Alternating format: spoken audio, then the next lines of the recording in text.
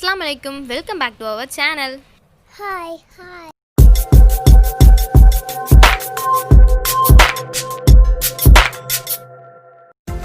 நம்ம சேனலை புதுசாக பார்க்குறோம். இது வரைக்கும் சப்ஸ்கிரைப் பண்ணாதவங்களும் சப்ஸ்கிரைப் பண்ணிட்டு பக்கத்தில் உள்ள பெல் ஐக்கனையும் ப்ரெஸ் பண்ணிக்கோங்க. இந்த வீடியோ பிடிச்சி லைக் பண்ணுங்கள், கமெண்ட் பண்ணுங்கள், ஷேர் பண்ணுங்கள். இன்றைக்கி நம்ம உருளைக்கிழங்கு சாதம் எப்படி செய்கிறதுன்னு தான் பார்க்க போகிறோம். வாங்க இப்போ நம்ம வீடியோக்குள்ளே போகலாம். ஃபர்ஸ்ட் ஒரு பேன் எடுத்துக்கோங்க. அதில் ஒரு இல்லைன்னா 2 டேபிள் ஸ்பூன் அளவுக்கு ஆயில் சேர்த்துக்கோங்க. அந்த ஆயிலே இப்போ நம்ம ஜீரகத்தூள் சேர்க்க போகிறோம். ஜீரகத்தூள் 1 டீஸ்பூன் சேர்த்துக்கோங்க. நெக்ஸ்ட்டு மிளகுத்தூள் 1 டேபிள் ஸ்பூன் சேர்த்துக்கோங்க. காஞ்ச மிளகாய் ஒரு 4 சேர்த்துக்கோங்க. உங்கள் காரத்துக்கு ஏற்ற மாதிரி கூட சேர்த்துக்கலாம். பூண்டு பற்கள் ஒரு 4-5 சேர்த்துக்கோங்க.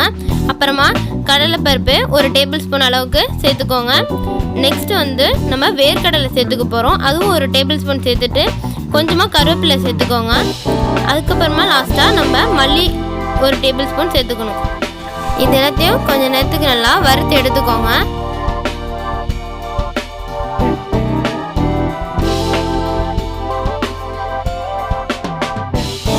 நல்லா வறுத்து வந்ததோட அதை அப்படியே நல்லா ஆற விட்டுடுங்க. ஆறினதுக்கப்புறமா அதை பவுடர் வரைக்கும் நல்லா பிளெண்ட் பண்ணிவிடுங்க. எல்லாத்தையும் அரைச்சதோட மசாலா பவுடர் இப்படி தான் நல்லா நைஸாக இருக்கணும். அப்புறமா ஒரு கடாயை எடுத்துக்கோங்க. அதில் தேவையான அளவு எண்ணெய் சேர்த்துக்கோங்க. அப்புறம் வெங்காயத்தை எதுவுமே சின்ன சின்னதாக நறுக்கி வச்சு அதில் சேர்த்துக்கோங்க.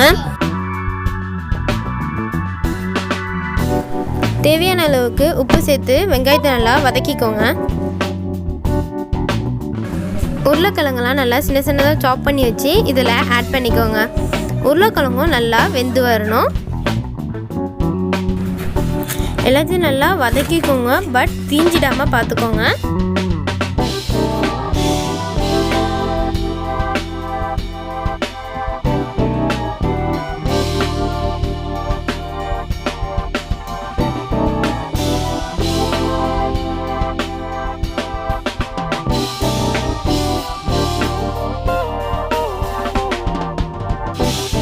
நல்லா கொஞ்ச நேரம் வதங்கினதுக்கு அப்புறமா பெருங்காயத்தூள் கொஞ்சமாக சேர்த்துக்கோங்க.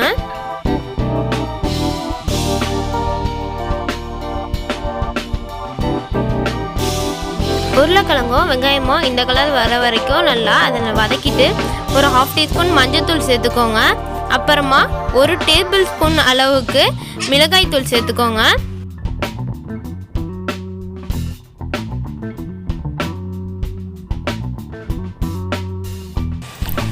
இப்போ நம்ம அரைச்சி வச்சிருந்த மசாலா பவுடரை இதில் சேர்த்து நல்லா பிரட்டி விட்டுக்கோங்க.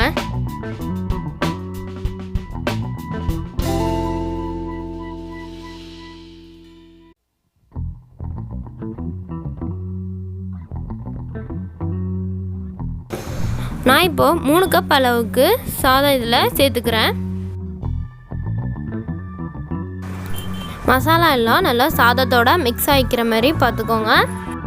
இந்த மசாலா பவுடரை நீங்கள் செஞ்சு ஒரு ஏர்டைட் கண்டெய்னர்லாம் போட்டு ஸ்டோர் பண்ணி வச்சுக்கலாம். இப்போ பசங்கள்லாம் ஸ்கூல் போகிறாங்கங்கிறப்போ இதே மாதிரி இந்த பவுடரை சீக்கிரமாக மிக்ஸ் பண்ணி கொடுத்துட்டா முடிஞ்சிருச்சு. ரொம்ப ஈஸியாகவும் இருக்கும், சுலபமான மெத்தட். கண்டிப்பாக இந்த ரெசிபியை ட்ரை பண்ணி பார்த்துட்டு உங்கள் ஃபீட்பேக்ஸை கமெண்ட்டில் சொல்லுங்கள்.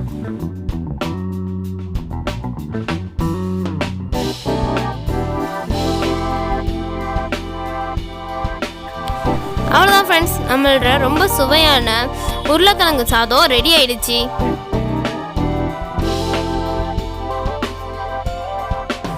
Bye. இந்த வீடியோ பிடிச்சிருந்தா லைக் பண்ணுங்க, கமெண்ட் பண்ணுங்க, ஷேர் பண்ணுங்க. மறக்காம நம்ம சேனலுக்கு சப்ஸ்கிரைப் பண்ணுங்க. Bye. Thank you.